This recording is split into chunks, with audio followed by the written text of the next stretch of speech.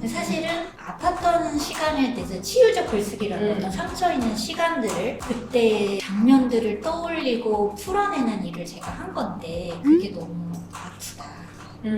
아픈데도 해야 할까요? 뭐 이런 질문도 있었어요. 그래서 내가 이거를 직면해볼까? 이 얘기를 해볼까? 써볼까? 그게 가장 중요한 단서인 것 같아요. 이제 와서 할 수 있을까?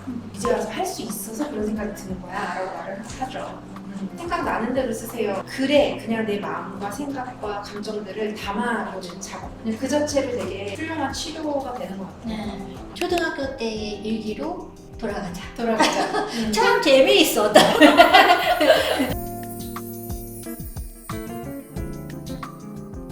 그러면 에스더 박사님과 갑자기? 자 이렇게 본격적으로 시작해 볼게요. 제 친구이자 미국에서 유학 시절을 함께 보낸 내가 박사를 맞을 수 있을까? 걱정을 함께 그 레퍼토리를 날마다 돌려준 이 에스더 박사님이시고, 네. 조금 더 가까이 다가와줘 그대 이대로 그 레퍼토리를 같이 돌리다 결국 저도 사회복지학 박사가 되었고 에스더는 임상심리학 박사입니다. 자격증을 가지고 계신 임상심리학자 상담사이시고, 그래서 뭐 궁금한 거를 막 시시때때로 막 물어보고 급하면 통화도 하고 내 얘기 좀 들어봐. 시도 때도 없이 시차 그러면서 했었는데 오늘 이제 첫 번째 얘기로 뭘 해볼까 이렇게 생각을 하다가 우리가 이제 막 여행을 하면서 돌아다니면서 이제 얘기를 하면서 자연스럽게 나온 주제예요. 맞아. 꽤 괜찮은 해피엔딩 속에 글쓰기의 힘이라는 걸 이야기를 썼어요.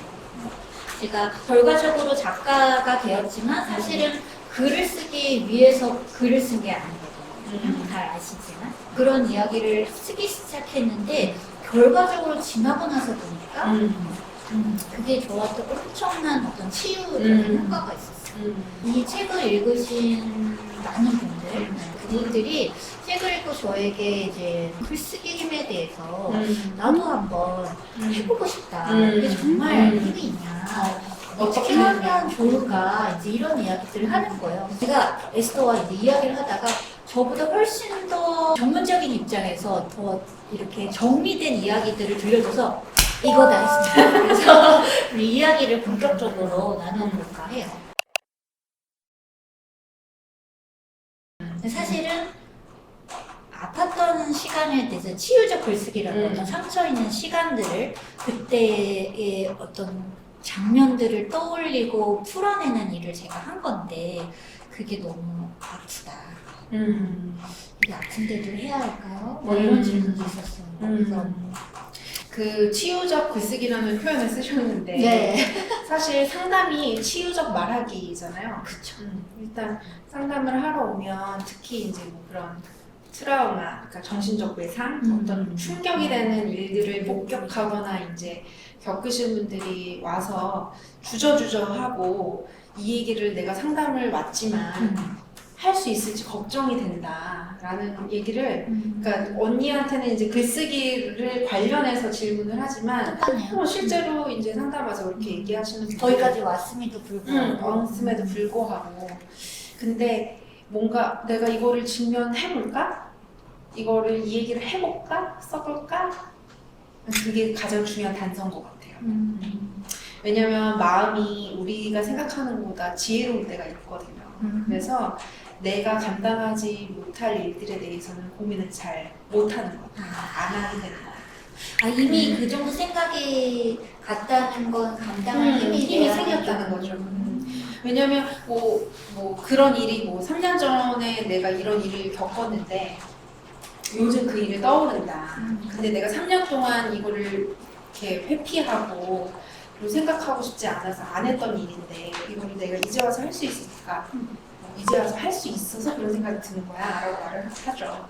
내 안에 이 정도의 내면 힘이 생겼기 때문에 고민도 하는구나. 시작을 근데 해야 내가 단단해진 내 마음을 좀 확인할 수 있는 계기가 되는 거죠. 일단 시작하는 게 중요한 것 같아요. 우리가 이렇게 유튜브 시작하는 것처럼. 그러니까요. 별게 아니네요. 시작을 해보니까. 두 번째, 그렇다면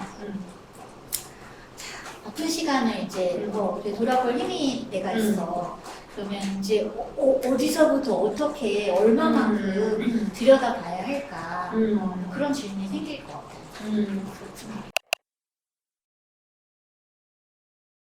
이게 내면에 힘이 있어서 글쓰기나 말하기나 그래서 그걸 다 확인하고 쓰는 게 아니라 하다 보면 그 힘이 커지잖아요. 그런 경험 안 하셨어요? 맞아. 그 얘기 해주세요. 글도 처음에는 뭐 내가 요 정도까지 쓸 줄 모르는 내용을 쓰고 있어요. 맞아. 막 울기도 하고 또 막 그때를 떠올리면서 새로운 깨달음이 생겨요. 그때 이래서 이랬던 거였구나. 내가 이런 감정을 느꼈었던 거구나. 혹은 또 남이 읽을 글이라고 생각하면 그 사람의 입장에서 풀어 쓰다 보면 몰랐던 사실이 보여지는 거예요. 그걸 하고 싶은 내담자들이 그래서 어떻게 써요? 그러면 생각나는 대로 쓰세요 라고 하거든요. 그냥 떠오르는 기억일 수도 있고 근데 이제 상당 장면에서는 사실 감정을 이렇게 표현하는 게 중요하기 때문에 생각과 감정을 떠오르는 대로 써보는데 그게 뭔가 막 일관성이 있고 주제가 있고 기승전결이 있는 어떤 훌륭한 에세이를 만들려는 게 아니라 글에 그냥 내 마음과 생각과 감정들을 담아보는 작업 그냥 그 자체로 되게 훌륭한 치료가 되는 것 같아요. 편지 쓰기도 있고 편지 쓰기도 많이 하세요. 뭔가 상실을 경험한 분들이 뭐 일찍 어머니가 예를 들어 돌아가신 근데 이제 못다한 얘기들이 있잖아요. 그게 계속 사실 생각에서 계속 맴도는데 이게 글로 써서 내가 읽어보는 것과 그냥 계속 생각으로 하는 게 차이가 있거든요. 아니면 날 아프게 한 사람한테 편지 쓰기 하면 용기가 생겨서 다 하지 그래서 막 실제로 자, 막 감정의 이렇게 표출이 맞아요. 중요해요. 그래서 감정의 정화도 되고 아까 말한 것처럼 이렇게 뭐 다른 관점이 생긴다는 말씀하셨잖아요. 전지적 작가시죠? 그래서 이렇게 전체 빅픽처를 보는 힘이 길러지는 것 같아요. 그러면 나에게 좀 더 친절할 수 있는 것 같아요. 그렇다면 이제 그냥 쓰기까지 왔어요. 뭘 쓰면 좋을지 뭐 많잖아요. 사실은 뭐 누구에게 쓰든 또 나에게 쓰든 그냥 전체적 작가 시점에서 쓰든 뭘 쓰면 좋을지. 뭘 쓰면 좋을지. 그 사실 이제 아까 직면 얘기를 했는데 직면이 무슨 한자인지 모르겠어요. 뭔가 이렇게 직접 본다고 이런 뜻인가? 그럴 것 같은데. 그렇게 쓰는 게 중요한 것 같아요. 있는 그대로 보는 연습. 그냥 내가 계속 회피하고 싶었던, 두려워서 떠올리기 싫었던 기억들의 어떤 단상. 그냥 그걸 다 쓰지 않아도 떠오르는 기억이나 그날에 있었던 내가 경험한 그냥 그 사건 그대로. 아니면 내가 지금 그 사건으로 인해서 처해 있는 이 상황 그대로를 있는 그대로 보는 연습이에요. 근데 그렇게 쓰는 게 생각보다 쉽지 않아요. 뭐 이를테면 이런 건 어떨까 생각이 들어요. 저도 뭐 사고 이야기를 처음에 직면했을 때가 언제 어디서 뭘 하고 있는 중에 이런 일이 벌어졌다부터 시작을 했었거든요. 그러니까 사실은 굉장히 그 날의 사건을 기술하는 기자의 마음으로 진짜 객관적인 사실들을 먼저 기술하기 시작했던 것 같아요. 그게 이제 목화 원칙에 따라서 사실은 근데 한 번 쓴 게 아니잖아요. 맞아요. 그렇죠. 여러 번 쓰고 쓰죠. 몇 차례 쓰고 또 다음에 이야기할 때는 조금 더 다른 방식으로 볼 수 있게 되고 맞아요. 그래서 있는 그대로 보는 연습을 글쓰기를 통해서 한다. 그럼 바꿔서 말하면 글을 쓸 때 있는 그대로 쓰는 거죠. 네. 이건 뭐 밀린 숙제 같은 것도 아니고 아까 말한 것처럼 어떤 준비가 되고 내가 바라볼 용기가 요만큼 자라났을 때 사실은 이렇게 직면하는 건 것 같아요. 그래서 있는 그대로 쓸 때 일단 그럼 시작을 어떻게 하지? 초등학교 방학 숙제 맨날 일기 쓰기 있었잖아요. 그림 일기 이런 거. 그냥 뭐 그날의 날씨, 어느 장소였는지 확대 확대하지도 말고 일단 축소하지도. 그게 되게 그게 힘들어. 되게 좋은 포인트인 음. 것 같은데. 음. 확대하지도 축소하지도. 확대의 예가 뭐가 있을까요? 확대. 음. 그냥 저는 글쓰기 시작할 때 그 마음이 있었어요. 내가 이만큼 고생했다고, 뭐 이만큼 아팠다고, 좀 그런 마음, 자기 연민에 있으면 사실 아플 때 막 내가 이렇게 아프지, 막 이렇게 아프지, 막 이런 얘기가 좀 하고 싶고, 막 좀 받아줬으면 하는 그런 마음들인데 그거 하지 않겠다. 내가 이만큼 아팠다고 자랑하고 싶지 않다. 그리고 당신을 울게 하려고 쓰지 않겠다. 그 마음이 있었던 것 같아요. 그러니까 그게 내가 겪은 어떤 슬픔이나 아픔에 대해서 확대하고 싶어 하지 않. 사실 그대로의 마음을 그대로. 잘 썼어요 글을. 맞아. 이거 내 돈 내산 해야 돼. 이 책을.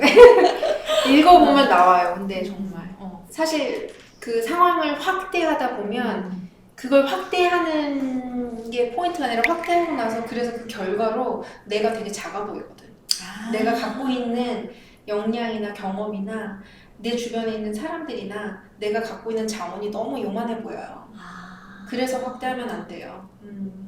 그래서 아픈 거, 그러니까 자랑하지 않지만 아픈 건 아프다고 썼잖아요. 아팠으니까. 아팠으니까요. 그래서 너무 이제 막 그거를 막 이렇게 크게 생각하지 않고 담담히 있는 그대로 쓰고 축소도 하지 않고. 사실 축소에는 너무 축소도 우리가 잘하죠. 아이고 아무것도 아니에요. 막 이러면서. 이거 갖고 왜 힘들어해 뭐 이런 거. 맞아. 이게 뭐라고. 맞아. 남들 다 그러는데. 근데 그 얘기를 또 내가 하는 게 아니라 남이 그러면 더 속상하다. 맞아. 근데 때로는 그걸 내 자신한테 할 때도 참 많은 것 같아요. 맞아요. 뭘 먹었고 그래. 혹은 유난 쩐다 이러면서. 남들이 했던 그런 소리들이 너무너무 싫었지만 사실 그 소리를 결국 또 나 자신에게 맞아요. 똑같이 하고 있기도 한 것 같아요. 그래서 글쓰기를 하면 이제 그게 보이는 거죠. 내가 이거를 좀 축소해서 아무 일도 아닌 것처럼 그렇게 하면 사실 나를 다그치는 일이 되잖아요. 있는 그대로 봐주는 연습이 안 되죠. 그래서 있는 그대로 보는 연습. 있는 그대로의 말뜻은 우리가 겪은 일에 대해서 뭐 감정이든 상황이든 확대하지도 축소하지도 말아라. 초등학교 때의 일기로 돌아가자. 참 재미있어. 그래서 그런 마음으로 담담하게 일단 쓰다 보면 근데 깜짝 놀라. 내담자들도 내가 이제 반 페이지도 좋고 세 줄도 좋다. 일단 써서 와. 그러면 그 다음 주에 오는데 막 5장 써. 시작해라. 우리에게 그 힘이 당신이 모르는 사이에 그 힘이 있다. 그리고 쓰기 시작할 때 확대하지도 축소하지도 말고 있는 그대로의 상황을 그 시점에 나를 내 마음을 들여다봐라. 그리고 그것을 써봐라. 혹은 말해봐라. 좋아요. 좋습니다. 네. 여러분도 좋아요? 좋으셨으면 좋겠네요.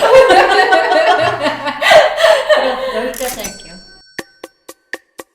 좋은 표현입니다. 당연히 글쓰기가 먼저냐 헤어짐이 먼저냐 이렇게 정말 여기가 인생의 끝이다라고 여겨지는 정말 최저점에 어떤 깊이를 봤을 땐 가장 깊은 곳, 인생의 가장 어두운 곳을 지나고 여기가 끝이다, 더는 할 수 없다 라고 여겨지던 그 순간에 이제